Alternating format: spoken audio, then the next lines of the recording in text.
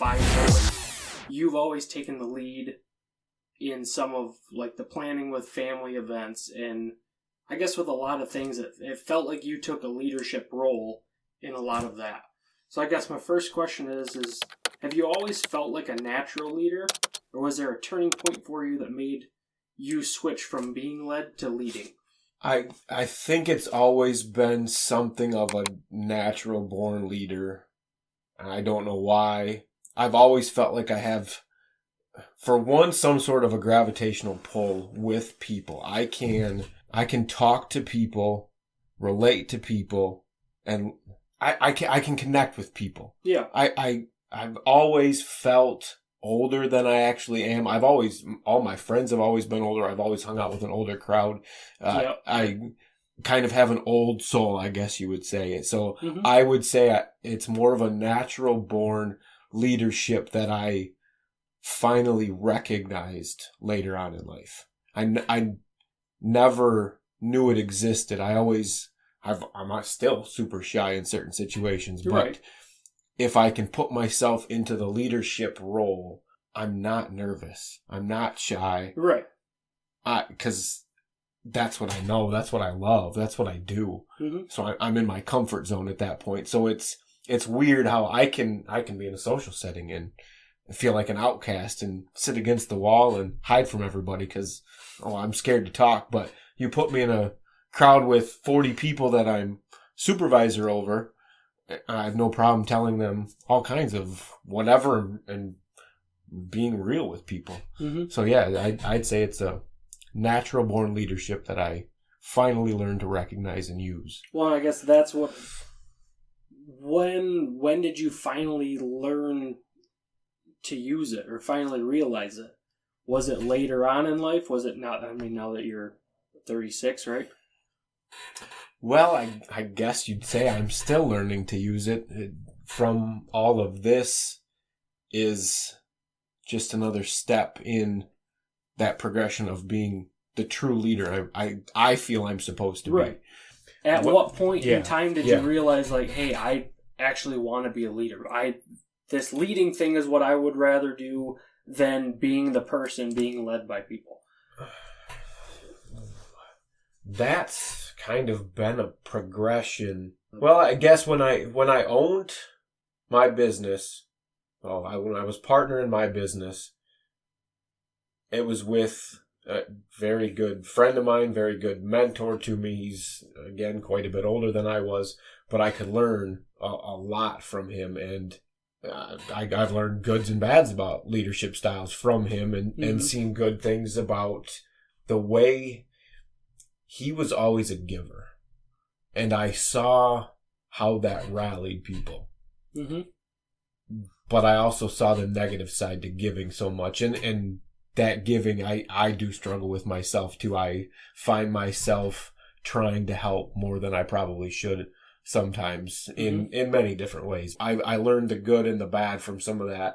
But that's when I really started looking at how to actually be a leader. And that was when I got my first real chance at being in charge of people. I had to. I had no other choice. Right. We wear every single hat, but running a machine to going to tell people, hey, we got to get this, this, and this done, and then going out and installing the same job you just made. So that was my first real taste of leadership and being pushed into it and realizing how much I enjoyed the chaos of it all. Right. Leadership it's chaos all the time, and it's a puzzle that you have to put together. Mm-hmm. And it's depending on how many people you're leading. Your employees are all pieces of the puzzle. Each team member is their own puzzle. And they're also part of the larger puzzle of your team and trying to get them to do what it is you want them to do. So you have to figure out each individual puzzle while you're figuring out the bigger puzzle, on top of whatever other puzzle of solving or shipping out orders or implementing whatever new lovely idea is getting pushed your way. So but that was when I actually realized that I enjoyed it, and I started to see that I was good at it. And that was when you were owned a partner in Right. in the business that I owned. And then after that, you went to, what did you do? Design?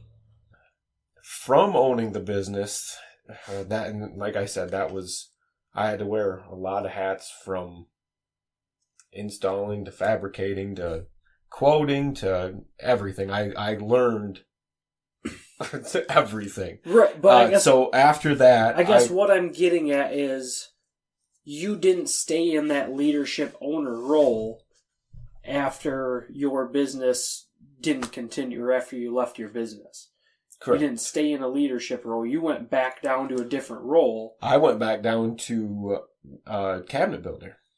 Okay, and how did that change of, I don't want to say power, but the position change, how did that affect you? It made me hungry. Going from being a leader Made me to hungry. being back down Because to... I had to sit there and watch everybody not know what they were doing, even though I had plenty to learn myself still. Right. But I knew there were better ways to do things, and that's kind of when I started to learn the word no, and that only fueled me that much more. So I started cabinet building, and What do you within mean 3 learning the word no? Not to cut you off. I mean having management tell you can't do something, not being in charge of the business itself, and being able to do whatever I want to a certain extent. Yep. I mean, I had a partner, but we very much thought on the same page, Right. with a lot of things. Yeah. So there were very You guys few, communicated well. There were very few arguments between us, so we did what we wanted. So you went back to being an employee of a company who would tell you no to... Hey, I think we should do this. No, we're not going to do that. I understand now. No. So I had to learn the word no. So after I moved back, I was a junior NCO, and I was in charge of an entire squad, but it was 19 Marines instead of the usual 12. And I had to lead all those Marines through 2 weeks of training in Vermont. And it was -7 degrees. We had to run hikes and run ranges, and no intercom system. I had to run down a line, scream an entire range, lead all of that. And they said nobody could talk like you could, nobody could scream like you could, just being loud. But I got an award for being just a young Marine and in charge of way more people than I should have been in charge of at the time. 24, 25 years old, that was huge for me. Yeah, Never absolutely. been in charge of that many people, and Well, leading. recognized from the Marine Corps too. That was a huge thing for me. With like, holy shit, how the hell did I do that? And it was just like you said, you get put in a role, and you don't hesitate, you don't get nervous. It's just, this is the job that I have to do. It has to get done. That was just a big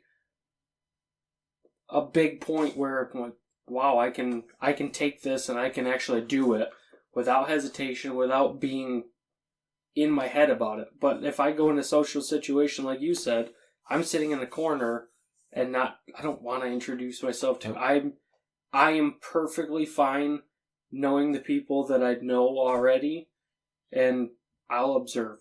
I'll watch people, but I don't want to go out.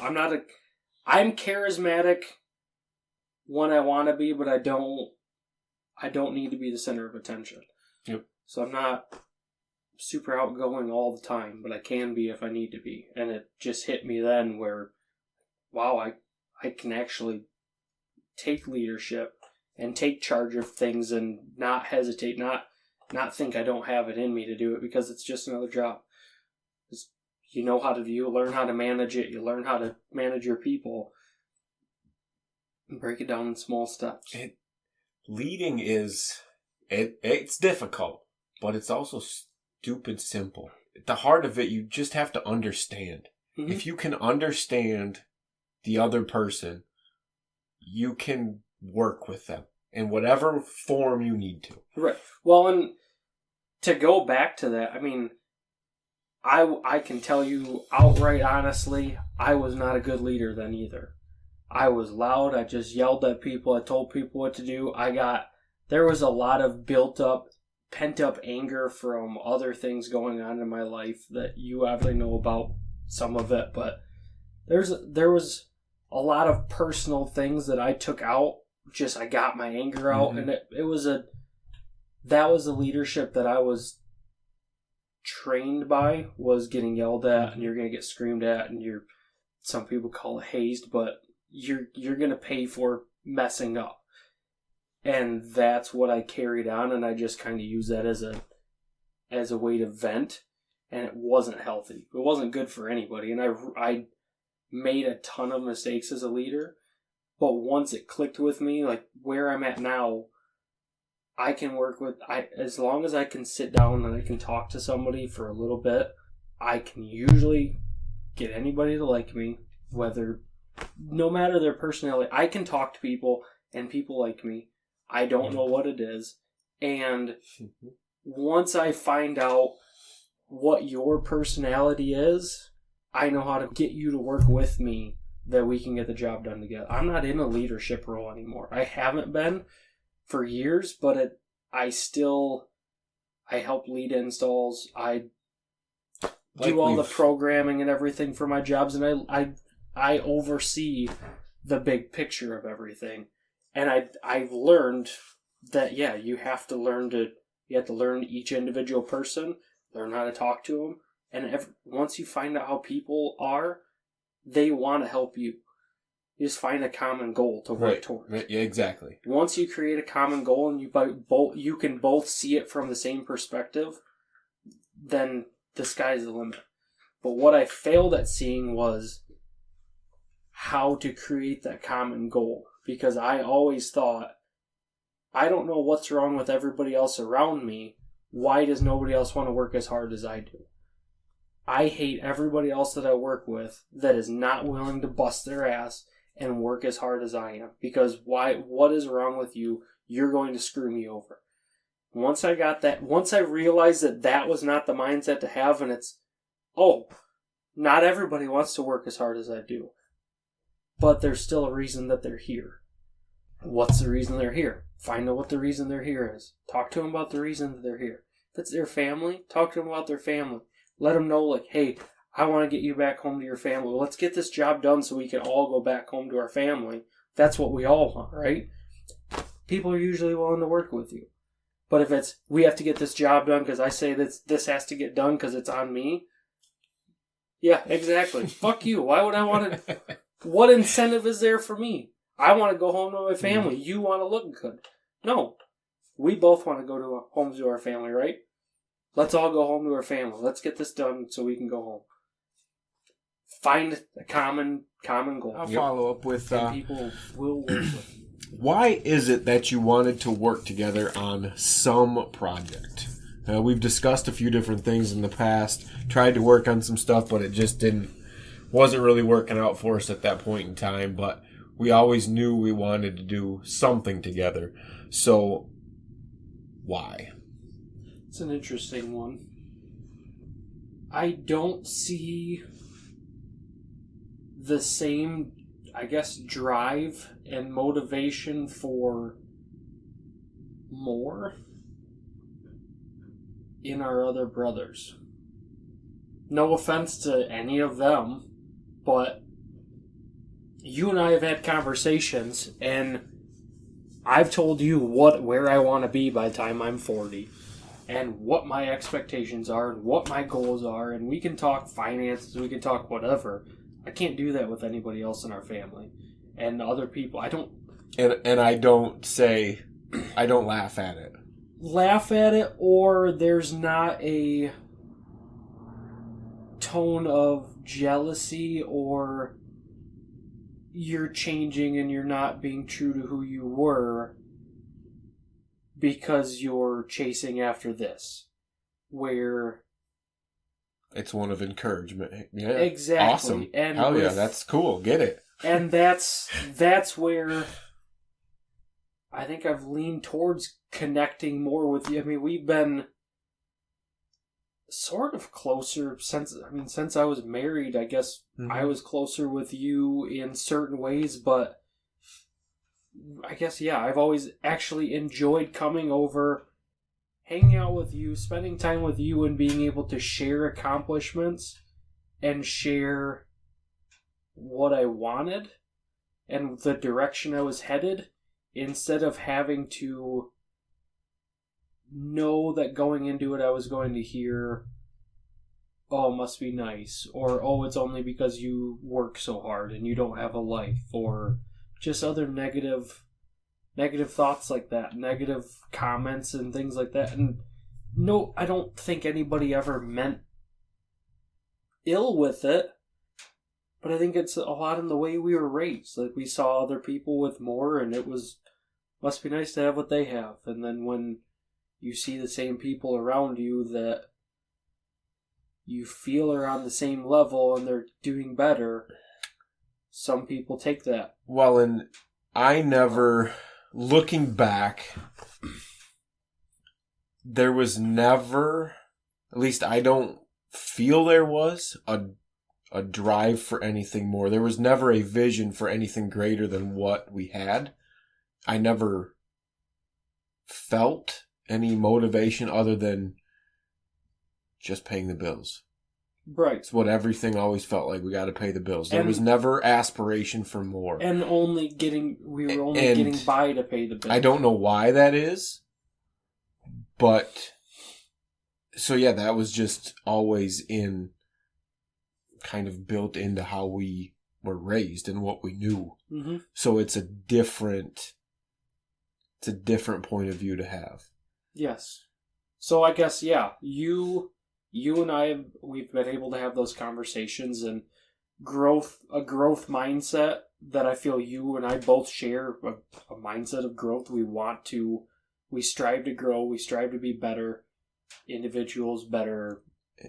Strive to be different, I guess. Yeah. I've never wanted to conform to an extent, and not even, it sounds terrible, I guess, or cliche or whatever the hell you want to call it, but yeah, I wanted to be myself. Fuck everybody else. I am me. Right. Don't care what you guys think of me. Right. Yes, I make mistakes and I have to learn from them, but that's me growing as a person. Mm-hmm. It's not me conforming to anybody. Right. And that's one thing I've always tried to do. Yes. That was probably part of being the oldest and being raised the way we were and having to... You were the one that having to break. You had to make the mistake. You saved me a lot of pain for making a lot of mistakes because I just watched you do shit, and I'm not going to do that. That doesn't seem like fun. But that's I'm not going to do that. I did that stuff because of how we were raised, and I was so hidden from all of it that when I experienced it, I went overboard on just about everything I did. Which, it's kind of in our blood, because I've been that way in a lot of aspects too. You 0 to 60 and there's no governor. Yeah. Once you get a taste of freedom, it's all or nothing. Yeah. And yeah. And I've always looked up to you because you've been the one to go out. You've made mistakes and you own it. You've made plenty of mistakes and you know you have, but you've been real about it and you don't bullshit it. It's, yeah, this is what happened. You want to talk about it? We could talk about it. Like, you and I, we used to butt heads, and I remember arguing with you on the phone all the time. Granted, we didn't know how to talk to each other about shit. Right. Now that we can have a conversation, you see things on a different level. You can at least sit down and talk, and you and I are the only ones, or you're the only one that I felt like I can 100% expect a genuine, true answer from. Like I can from our other brothers, but it's almost genuine in what benefits them the most. Okay. If that what makes them the least uncomfortable worth of change. And you're more of a, look, here's how it is. You like it or don't, regardless of how I feel, but that's the truth and deal with it. It is what it is. Take it or leave it. Yep. And I guess I've appreciated that from you. And I know that if you and I have a similar drive, you know what you're capable of, and I know what I'm capable of. And I think if we can both work together, we can do a hell of a lot more than what we can do on our own. And we've both done, I'd say, some pretty damn impressive things. Considering our ages, I agree. In our time, and from the background that we came from. Yeah. And Not that we had... I don't want anybody to have this skewed impression of our upbringing. It wasn't rough by any means. There were 5 of us, and it was a typical Catholic West Michigan or Midwestern household. I mean, you come up in a family with a lot of kids. A lot of kids and not a lot of money. A lot of money at all. You work to pay the bills, you get by, and you have what you have, and you learn to be happy with it. We were never lacking. No, there was never a time not. where we weren't we didn't have food on the table, or we didn't have a roof always had over good house. meals. We always had everything. And took vacations and did all kinds of stuff, and so it wasn't a terrible upbringing, but it was. But we weren't financially well off. Right. And emotionally, that's what I've come to understand the most lately. It's how sheltered emotionally all of it is, or was. Yep. And I don't know why, but that it just was. Yeah, and that's a whole nother topic, but yeah, I mean, I think from where we started to where we both are right now at reasonably young ages, I mean, we're not multimillionaires or anything like that, but we can do a hell of a lot more. Yeah, I agree. So I think that's why, to bring it back to your question, that's why I see doing something with you. Yep. I trust you. I know you're going to be straight with me, and you have a similar drive to me, if not the same. It's very similar that we can work together. Yep. Hey everyone, Ryan here. I just wanted to take a minute to thank you for listening to this clip from the Two Brothers podcast. This is just a sample of who we are and what we are about. If you enjoyed this or it helped you in any way, please click that subscribe button just below. Your support helps us more than you know. Join us on our journey to lead better.